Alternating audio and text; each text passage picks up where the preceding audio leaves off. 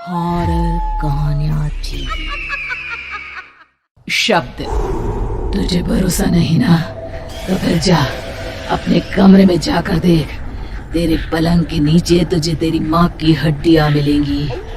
प्रभात दौड़कर अपने कमरे में जाता है और अपने पलंग के नीचे देखता है। वहां पर सचमुच एक कंकाल पड़ा हुआ था और उसके शरीर पर जो कपड़े थे वो प्रभात की माँ के थे। क्या बात है, आज तो आप सुबह से ही बहुत बिजी हैं।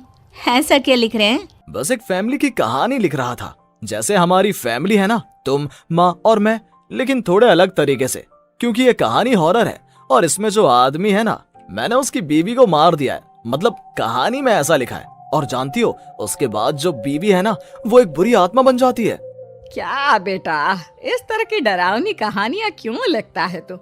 जानता है ना, हम जो सोचते हैं, जो लिखते हैं, हमारा दिमाग पूरा दिन वैसा ही होता रहता है। माँ, परेशान होने वाली क्या बात है? राइटर हूँ मैं, मेरा तो काम है कहानियां लिखना। और वैसे भी ये सिर्फ एक कहानी है माँ, कोई सच नहीं है। उसके बाद कुछ दिन बीत जाते हैं। एक रात प्रभात को अपने ऑफिस से लौटने में देरी हो जाती है। रात के लगभग 12 बजे हुए थे। प्रभात जैसे ही अपने घर पहुंचता है, उसने देखा कि उसकी पत्नी दुर्गा डाइनिंग टेबल पर उसका इंतजार कर रही है। आ गए आप? कब से आपका इंतजार कर रही थी। देखिए ना, खाना भी ठंडा हो गया है। अरे दुर्गा, आज तुमने अपने इतने लंबे लंबे बालों को खोलकर क्यों रखा है? तुम तो हमेशा अपने बाल बांध कर रखती हो। वो क्या है ना प्रभात, जब इंसान अपनी जिंदगी से मुक्त हो जाता है ना, तो उसे दूसरे सारे बंधन खोल देने चाहिए। इसलिए मैंने अपने बालों के बंधन भी खोल दिए। ये तुम किस तरह की बातें कर रही हो? तुम ठीक तो हो? मैं बिल्कुल ठीक हूँ प्रभात। अच्छा चलो खाना खाओ। वो क्या है ना दुर्गा, मुझे भूख नहीं है। ऑफिस में कुछ खा लिया था। कोई बात नहीं, मैं तुम्हारे लिए एप्पल काट देती हूँ, एप्पल खा लो। नहीं दुर्गा, मुझे नहीं खाना है, मेरा मन नहीं है यार। तभी अचानक से दुर्गा अपने हाथ में एक बड़ा सा चाकू लेकर प्रभात पर हमला कर देती है। प्रभात अपने आप को बचाने की कोशिश करता है। आज मैं तुझे नहीं छोड़ूंगी, तुझे अपने साथ लेकर जाऊंगी अपनी दुनिया में। ये क्या बोल रही हो तुम? तुम्हारा दिमाग खराब हो गया है। आखिर तुम हो कौन? दुर्गा अपनी गर्दन टेढ़ी करते हुए बोलती है। मैं दुर्गा हूँ, तुम्हारी पत्नी। ध्यान से देखो मेरी आंखों में। प्रभात बुरी तरह से डर जाता है और घबराहट में वो चाकू अपनी पत्नी के पेट में मार देता है। उसकी पत्नी की वहीं के वहीं मौत हो जाती है और उसकी चीख की आवाज सुनकर उर्मिला दौड़ते हुए बाहर आती है। ये तूने क्या किया प्रभात? तुमने अपनी पत्नी का खून कर दिया। लेकिन तू तो उसे बहुत प्यार करता था बेटा। तूने बहू को क्यों मार डाला? माँ, ये आपकी बहू नहीं थी, इसके अंदर कोई बुरी आत्मा घुसाई थी। मैं नहीं जानता ये सब कैसे हो गया, लेकिन वो मुझ पर हमला कर रही थी, मुझे मारने की कोशिश कर रही थी। माँ, मैंने कुछ नहीं किया। ये तूने क्या कर दिया बेटा? दुर्गा ने मुझे कहा था कि वो तेरी कहानी को उस कैरेक्टर की तरह एक्टिंग करके तुझे डराने की कोशिश करेगी। अरे वो तो तेरे साथ मजाक कर रही थी। हे भगवान, ये क्या हो गया? इसका मतलब दुर्गा। लेकिन माँ, मैंने जो कहानी लिखी थी उसमें भी ऐसा ही हुआ था। उस औरत ने अपने पति के साथ मजाक किया और गलती से उसके पति ने उसके पेट में चाकू मार दिया। मेरी कहानी सच कैसे हो सकती है? माँ, मुझे बहुत डर लग रहा है। अब ये सोच, दुर्गा की लाश का क्या करें हम? अगर गलती से भी ये बात बाहर फैल गई ना, तो तुझे पूरी जिंदगी जेल की सलाखों के पीछे रहना पड़ेगा। एक काम करते हैं माँ, हम घर के पीछे वाले बगीचे में उसकी लाश को दबा देते हैं। अगर कोई पूछेगा तो कह देंगे कि उर्मिला अपने मायके गई और फिर एक दिन हम भी अचानक यहाँ से कहीं दूर चले जाएंगे। कोई नहीं आएगा हमें पूछने, कोई नहीं आएगा माँ, बाद में जो होगा हम देख लेंगे। प्रभात अपनी माँ उर्मिला की मदद से दुर्गा की लाश को अपने घर के बगीचे में गाड़ देता है। कुछ दिन तो ऐसे ही बीत जाते हैं, लेकिन एक दिन अचानक रसोई से आ रही कुछ आवाजें सुनकर प्रभात की नींद खुलती है। प्रभात ने देखा कि वहां पर एक लंबे बालों वाली औरत दूसरी तरफ चेहरा करके खड़ी हुई थी। कौन है? कौन है वहां पर? अरे कौन हो तुम? मैं दुर्गा हूँ प्रभात। क्या हुआ? मुझसे इस तरह के सवाल क्यों कर रहे हो तुम? तुम दुर्गा नहीं हो सकती। दुर्गा तो प्रभात, मैं तुम्हारी पत्नी हूँ, तुम मुझे कैसे भूल सकते हो? 4 दिन के लिए मायके क्या चली गई, तुम तो मुझे भूल ही गए। अब अगली बार ना मैं कहीं नहीं जाऊंगी। पता चला तुमने तो मुझे पहचानने से ही इनकार कर दिया। नहीं, तुम दुर्गा नहीं हो सकती। तुम दुर्गा हो ही नहीं सकती। मैं जानता हूँ ये सब क्या हो रहा है। मैंने अपनी कहानी में लिखा था कि उस आदमी की पत्नी की मौत के बाद एक बुरी आत्मा उसका रूप लेकर उसके घर में आ जाती है। तुम वही हो ना? और अचानक से खूबसूरत दुर्गा का चेहरा काला पड़ जाता है। उसकी आंखें लाल हो जाती हैं और पूरे शरीर पर बाल, लंबे नुकीले नाखून, उसके दोनों पैर उल्टे हो जाते हैं और बेहद डरावनी आवाज में वो चिल्लाकर कहती है, बुरी आत्मा, मेरा खून करके मुझे अपने ही घर में गाड़ कर तू मुझे बुरी आत्मा कह रहा है? मैं तुझे छोड़ूंगी नहीं। और अचानक से प्रभात के घर में बेहद डरावनी आवाजें गूंजने लगती हैं। घर में चारों तरफ बहुत सारी बुरी आत्माएं नजर आने लगती हैं। प्रभात घबरा कर अपनी माँ को आवाज देता है, माँ कहाँ है आप? जल्दी आइए माँ, देखिए ना ये सब क्या हो रहा है। प्रभात ने देखा कि अचानक से उसकी माँ कमरे से दौड़ कर आती है। क्या हुआ प्रभात? और ये लोग कौन है? इन सब की गर्दन टेढ़ी क्यों है? इनके बाल खुले हुए। प्रभात, ये सब लोग तो मुझे मरे हुए नजर आ रहे हैं। हाँ माँ, ये सब लोग मरे हुए ही हैं और ये ठीक वैसा ही हो रहा है जैसा मेरी कहानी में हुआ था। लेकिन मेरी कहानी के हिसाब से तो आप भी। अचानक से उर्मिला का रूप बदल जाता है।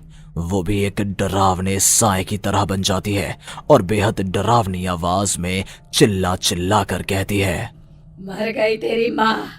जानता है, कल रात जब तू सो रहा था ना, तो मैंने उसके शरीर का सारा खून पी लिया।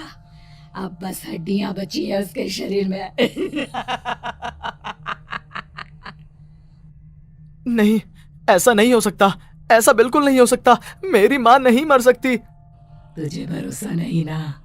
तो फिर जा, अपने कमरे में जाकर देख। तेरे पलंग के नीचे तुझे तेरी माँ की हड्डियां मिलेंगी। प्रभात दौड़कर अपने कमरे में जाता है और अपने पलंग के नीचे देखता है। वहां पर सचमुच एक कंकाल पड़ा हुआ था और उसके शरीर पर जो कपड़े थे वो प्रभात की माँ के थे। माँ, अब मुझे कुछ करना पड़ेगा। लेकिन मेरी कहानी में लिखा था कि माँ की मौत मेरे हाथों से होगी, पर माँ तो पहले ही मर चुकी है और वो बुरी आत्मा मुझे भी मार देगी। नहीं, इससे पहले कि वो मुझे कुछ करे, मुझे उसका काम खत्म करना होगा। प्रभात अपने हाथ में बड़ा सा चाकू लेकर उस बुरी आत्मा पर हमला कर देता है जिसने प्रभात की माँ का रूप लिया हुआ था, और अगले ही पल वो नीचे गिर जाती है और उसके शरीर से खून बहने लगता है। ऐसा नहीं हो सकता। एक बुरी आत्मा के शरीर में तो खून होता ही नहीं है। तो क्या सच में मैंने अपनी माँ को मार दिया? लेकिन अभी कुछ देर पहले तो फिर वो कंकाल किसका है? और ये कौन है? मैं पागल हो जाऊंगा। और अपनी माँ की लाश, इसका मैं क्या करूं? लोग पूछेंगे तो मैं क्या जवाब दूंगा? तभी वहां पर दुर्गा का रूप लेकर जो आत्मा थी उसने प्रभात से कहा, गाड़ दे अपनी माँ को ले जाकर उसी जगह जहाँ तूने मेरा खून करके मुझे गाड़ दिया था। चला जा। घबराया हुआ प्रभात पागलों की तरह अपनी माँ की लाश को लेकर बगीचे में गाड़ देता है। प्रभात की हालत पागलों जैसी हो जाती है। वो अपने आप को अपने घर में बंद कर लेता है। कहानी के हिसाब से तो आगे ये हुआ था कि कहानी लिखने वाले ने उन बुरी आत्माओं से डरकर आत्महत्या कर ली थी। तो क्या मैं भी मर जाऊंगा? क्या मैं भी आत्महत्या कर लूंगा? एक काम करता हूँ, मैं अपनी कहानी का अंत बदल देता हूँ। हाँ, ये मैंने पहले क्यों नहीं सोचा। मैं लिख दूंगा कि कहानी को लिखने वाला आत्महत्या नहीं करता, बल्कि कहीं दूर जाकर नए सिरे से अपनी जिंदगी शुरू करता है। यही सोचकर प्रभात ने अपनी लिखी हुई कहानी को बाहर निकाला और उसे पढ़ना शुरू किया। ये देखकर वो हैरान रह गया कि कहानी का क्लाइमैक्स तो किसी ने पहले ही बदल दिया था। ये क्या? इसमें तो लिखा हुआ है कि आखिर में उस लेखक की पत्नी और माँ दोनों बगीचे में जिंदा दफन थे। बुरी आत्माओं ने उनको कैद करके रखा था और वो लेखक अपनी माँ और पत्नी दोनों को जिंदा बाहर निकाल लेता है। लेकिन ये सब लिख किसने दिया?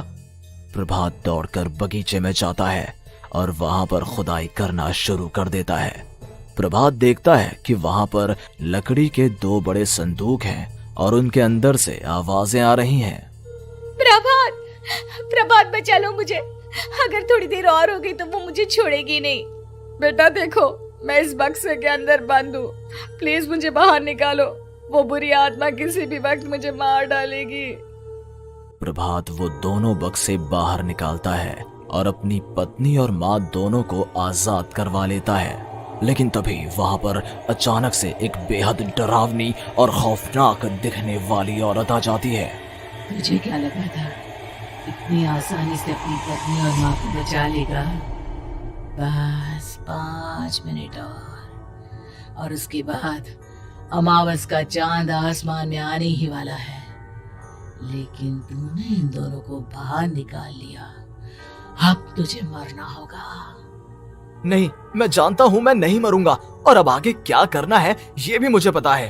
प्रभात, ये बहुत खतरनाक है, हमें मार डालेगी। प्रभात, चलो यहाँ से।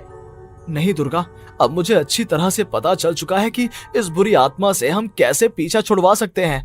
और इतना कहकर प्रभात अपने हाथ में पकड़ी हुई सिंदूर की थैली उस बुरी आत्मा के ऊपर उछाल देता है। कुछ ही देर में वो जमीन पर गिरकर राख में बदल जाती है। ये सब क्या हो रहा था बेटा? ये सब तुम्हारी लिखी हुई इस कहानी की वजह से हुआ है ना?